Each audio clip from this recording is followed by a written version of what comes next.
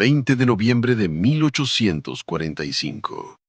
El río Paraná, esa arteria líquida que atraviesa el corazón de Sudamérica, amanece diferente. No con el canto de los pájaros ni el suave fluir de sus aguas, sino con el ominoso silencio que precede a la tormenta. Desde el horizonte acuático emergen las sombras de monstruos de hierro y madera. 11 buques de guerra británicos y franceses, las dos armadas más poderosas del planeta, avanzan con arrogante determinación. Sus banderas, símbolos de imperios que dominaban océanos, ondean desafiando el cielo argentino. Pero lo que no saben estos almirantes, vestidos con sus impecables uniformes y cargados de medallas conquistadas en medio mundo, es que este río no será otro más en su lista de victorias, porque en sus orillas, ocultos entre los árboles y las barrancas, 2000 argentinos han jurado convertir este cauce en su tumba, o en la de los invasores. Gauchos que nunca han visto el mar, milicianos con fusiles que tienen más años que ellos, mujeres que cargan balas junto a sus hijos, todos unidos por una palabra que para ellos vale más que la vida: soberanía. Esta es la historia de la vuelta de Obligado, el día que una nación joven, pobre y dividida, se plantó ante los gigantes del mundo y les dijo: hasta aquí. Y créeme, cuando escuches lo que pasó en estas 12 horas de infierno, entenderás por qué hoy, 2 siglos después, los argentinos aún cantan ¡Viva la Patria!, con un brillo especial en los ojos. Las aguas del Paraná nunca habían sentido algo así. A las 8:30 de la mañana, el HMS Gorgon, el buque insignia británico, rompe el silencio con un estruendo que hace temblar la tierra. Un cañonazo de 68 libras sale disparado hacia la costa argentina. Pero no es un disparo dirigido a las baterías, no. Es un mensaje. Un proyectil explota deliberadamente lejos de cualquier objetivo. Una advertencia imperial que dice: retírense o los destruiremos. La respuesta argentina no se hace esperar, no con palabras, sino con fuego. La batería Restaurador, una de las 24 piezas de artillería oculta entre los árboles, escupe su propio mensaje de hierro. El primer disparo argentino pasa tan cerca del Gorgon que los marinos británicos pueden sentir el calor del proyectil. En ese instante, ambas partes comprenden que no habrá negociación, no habrá rendición. Solo habrá hierro, fuego y sangre. Lo que sigue es un infierno coordinado. Los 11 buques enemigos despliegan en línea de batalla, una formación que había aplastado flotas enteras en Trafalgar y Aboukir. Pero aquí, en este río sudamericano, se enfrentan a algo nuevo. Cadenas de hierro tan gruesas como el brazo de un hombre, tendidas de orilla a orilla, sostenidas por 24 pontones que parecen frágiles, pero que esconden una determinación férrea. Los cañones argentinos, aunque anticuados, disparan con una precisión mortal. Cada disparo es calculado por gauchos que conocen cada curva de este río como la palma de su mano. Y entonces, sucede lo impensable. Un impacto directo en el HMS Firebrand, la madera británica, orgullo de los astilleros de Portsmouth, estalla en 1000 astillas. Por primera vez en décadas, la Royal Navy ve su propia sangre teñir las aguas de un río que ni siquiera aparece en sus mapas imperiales. El verdadero genio de la defensa argentina no estaba en los cañones, sino en esas 3 cadenas monumentales que cruzaban el Paraná como un desafío de acero al poderío naval mundial. Cada eslabón pesaba más que un hombre, forjado en las fraguas de la pampa con el hierro de la determinación nacional. Los pontones que la sostenían no eran buques de guerra, sino barcazas mercantes convertidas en altares del sacrificio. Y los británicos pronto comprendieron su error táctico. Habían subestimado la ingeniería de la desesperación. El almirante Inglefield ordena a sus buques más pequeños avanzar y portar las cadenas. Los botes de abordaje se lanzan al agua, llenos de marines con hachas y sierras. Pero lo que encuentran no es simple metal, no. Cada pontón está convertido en fortaleza flotante, defendido por argentinos que prefieren morir quemados antes que retroceder. El combate se transforma en una carnicería cuerpo a cuerpo sobre plataformas que se balancean sobre las aguas ensangrentadas. Gauchos con facones se enfrentan a marines británicos con bayonetas. En un pontón, 20 defensores luchan hasta que las llamas los consumen junto a su posición. En otro, un artillero sigue disparando aunque tiene el brazo casi cercenado. Pero las cadenas, esas cadenas malditas para los invasores, comienzan a ceder. El hierro argentino se enfrenta al acero inglés en una batalla dentro de la batalla. Y justo cuando parece que la línea va a romperse, sucede algo que los manuales de guerra europeos no contemplaban.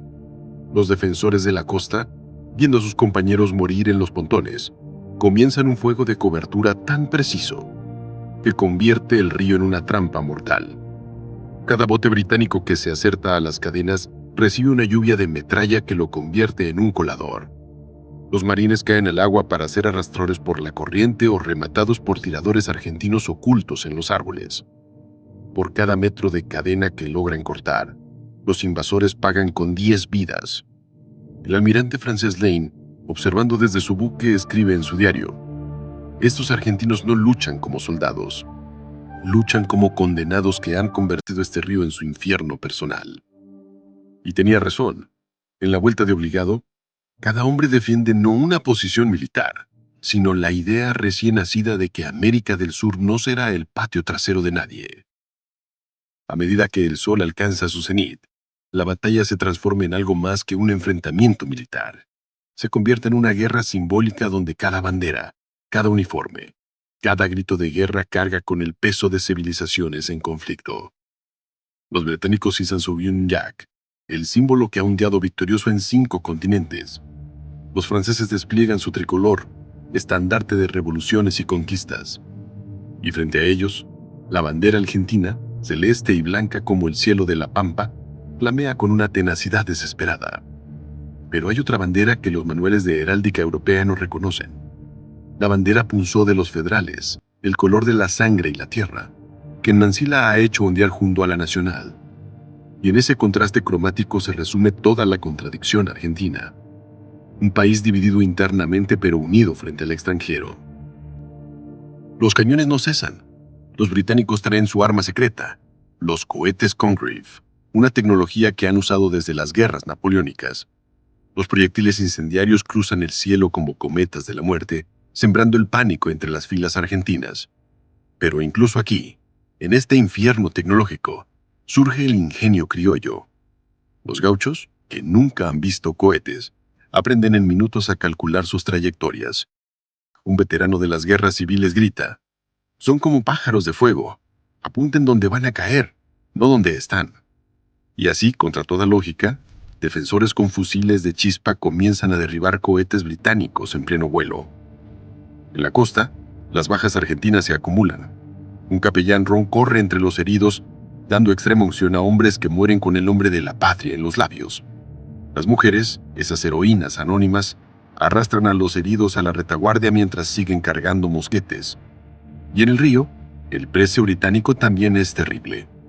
El HMS Philomel, averiado gravemente, comienza a escorar. Sus marinos saltan al agua mientras los argentinos, en un acto de caballerosidad que sorprende a los europeos, cesan el fuego para permitir el rescate. Pero esta tregua dura segundos. Un nuevo asalto comienza. Los franceses impacientes lanzan sus propios botes de asalto, esta vez no hacia las cadenas, sino directamente a la playa. Quieren tomar las baterías argentinas por la retaguardia. Lo que encuentran ahí definirá el resto de la batalla. No soldados profesionales, sino gauchos que a caballo que cargan con una ferocidad que ningún manual militar europeo contempla. El sol comienza su descenso hacia el horizonte del Paraná, pero la batalla está lejos de terminar. 12 horas de combate ininterrumpido han transformado el paisaje en una escena dantesca. Los buques británicos y franceses, otrora impecables máquinas de guerra, ahora muestran cicatrices humeantes. Velas desgarradas, mástiles quebrados, cascos acribillados. El HMS Philomel, gravemente dañado, lucha por mantenerse a flote. En la costa argentina, el costo es aún más desgarrador. De los 2.100 defensores originales, casi la mitad yacen muertos o heridos. Pero el espíritu no se ha quebrado. Mansilla, herido en 2 sitios, sigue dando órdenes con la voz ronca por el humo y la emoción. Lo que sucede entonces es un momento que los historiadores aún debaten. ¿Fue una retirada táctica o una derrota encubierta? Los almirantes europeos, enfrentados a una resistencia que no anticipaban y con la noche acercándose, toman la decisión de retirarse a río arriba. No es una huida, sino un repliegue ordenado. Pero para los argentinos, ver a esas enormes naves dar media vuelta es una victoria moral que electriza a las exhaustas tropas. Los sobrevivientes, cubiertos de pólvora y sangre, rompen en gritos de triunfo. Sin embargo, la batalla tiene un último acto de tragedia. Mientras la flota se retira, los cañones argentinos que aún pueden disparar envían una última andanada de despedida. Una de estas salvas alcanza al HMS Gorgon, causando daños adicionales. Pero en un cruel giro del destino, un cañón argentino sobrecargado explota, matando a toda su dotación. Es el último sacrificio de una jornada de sacrificios. Al caer la noche, el río arrastra los restos de la batalla. Cuerpos, maderas quemadas, banderas destrozadas. Los médicos argentinos, muchos de ellos civiles sin entrenamiento, trabajan bajo la luz de las antorchas. No hay suficientes vendas, no hay suficiente agua limpia, no hay suficiente nada. Pero hay algo que sobra: dignidad. Mientras en los buques invasores los cirujanos navales también están desbordados. Por primera vez en décadas, marinos británicos y franceses son atendidos juntos, unidos por la derrota común. El almirante Inglefield, escribiendo su informe esa noche, admite lo inadmisible. Hemos subestimado la ferocidad de estos hombres. Su defensa fue de una tenacidad que rivaliza con cualquier ejército europeo. En Buenos Aires, Rosas recibe el primer informe y comprende inmediatamente el significado histórico. Argentina ha demostrado que la soberanía no se negocia, se defiende con la vida. Ordena que se acuñe una medalla con una leyenda que pasará a la historia. ¡Viva la Confederación Argentina! La batalla de la Vuelta de Obligado ha terminado. La guerra no, pero algo ha cambiado para siempre en la psique sudamericana. La convicción de que ningún imperio, por poderoso que sea, tiene derecho a violar la voluntad de un pueblo. La batalla de la Vuelta de Obligado termina con números que hablan de una carnicería. 250 argentinos muertos, 400 heridos. Del lado anglo-francés, 150 muertos y casi 300 heridos, más daños materiales por valor de millones de libras. Pero los números no capturan la verdadera trascendencia de lo ocurrido ese 20 de noviembre de 1845. Porque Obligado no fue una victoria militar en el sentido tradicional. Técnicamente, la flota logró forzar el paso y continuar río arriba.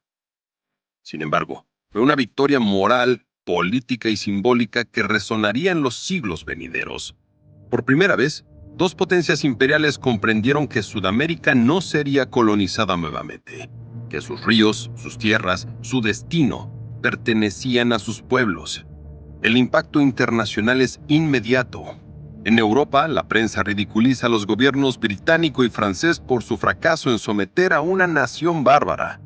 En América Latina, un sentimiento de solidaridad continental nace alrededor de la resistencia argentina. Simón Bolívar, desde su lecho de muerte, había predicho este momento. Los Estados Unidos parecen destinados por la providencia para plagar de miserias a la América en nombre de la libertad. Pero en Obligado, Argentina demostró que había otro camino: la resistencia soberana. En los años siguientes, la firmeza argentina obligaría a Francia y Gran Bretaña a firmar tratados que reconocían la soberanía nacional sobre sus ríos interiores. Pero el legado más importante es intangible. Obligado se convierte en el mito fundacional de la resistencia argentina contra el imperialismo. Cada generación posterior volverá a esta batalla en busca de inspiración. Los inmigrantes que construyeron el país, los trabajadores que lucharon por sus derechos, las madres de Plaza de Mayo que enfrentaron a la dictadura, todos beben de la misma fuente: la convicción de que hay principios por los que vale morir. Hoy, a casi 2 siglos de distancia, El sitio de la batalla es un parque nacional. Donde antes hubo cañones y cadenas, ahora hay monumentos y banderas.